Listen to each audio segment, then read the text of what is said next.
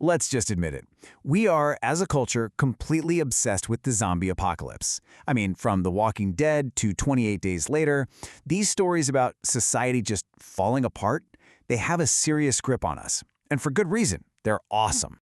And look, this isn't just a hunch, the numbers are wild. You got videos online breaking down zombie lore, analyzing every survival tactic you can imagine, and they pull in hundreds of thousands, even millions of views.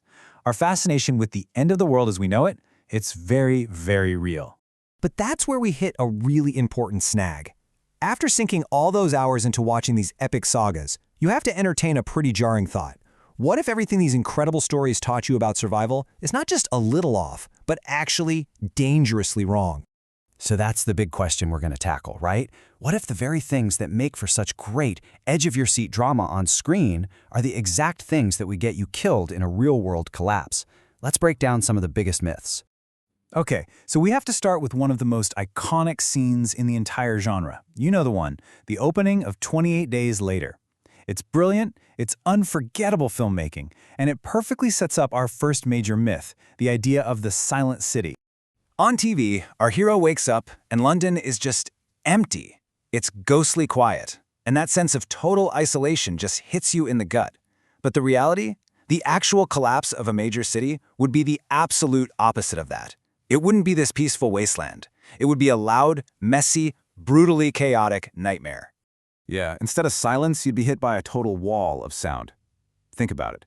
Thousands of car alarms just blaring non-stop, the constant sound of gunfire, people screaming, and the streets, they wouldn't be empty for you to wander through, they'd be an impassable graveyard of abandoned crashed cars. So let's say you somehow navigate that initial wave of chaos. Now what? You need supplies, right? Well, this is where the shows sell us this complete fantasy of the apocalypse pantry, a myth that's just as deadly as the first one.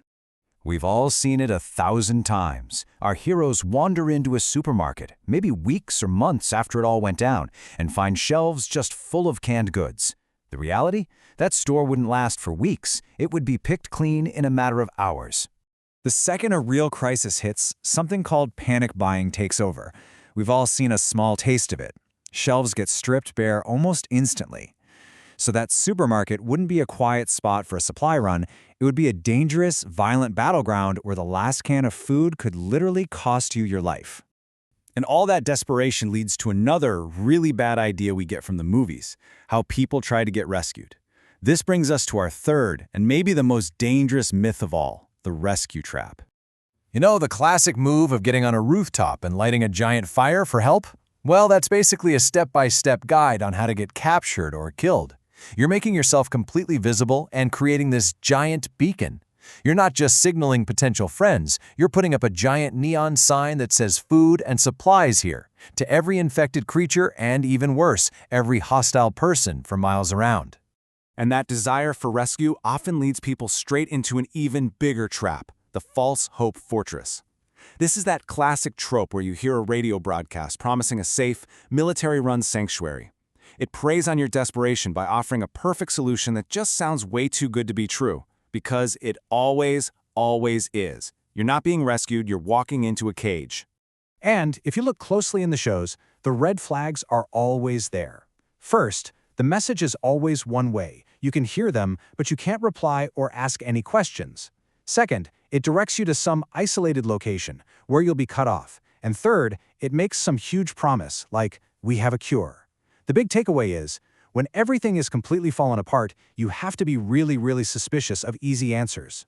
And this is where it all comes together, because for all the survival mistakes that these stories teach us, they often reveal the single most powerful and realistic lesson in the entire genre. It's time to talk about the real monster. This is the moment where everything pivots. That primal fear of the monster, the zombies, the infected, it just becomes the backdrop.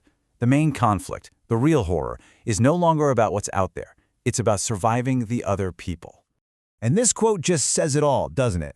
A virus can absolutely end the world, sure, but when all the laws and rules that keep us in check just vanish, the most dangerous predator on the planet becomes a human being with a plan. And that's maybe the biggest takeaway from this whole thing.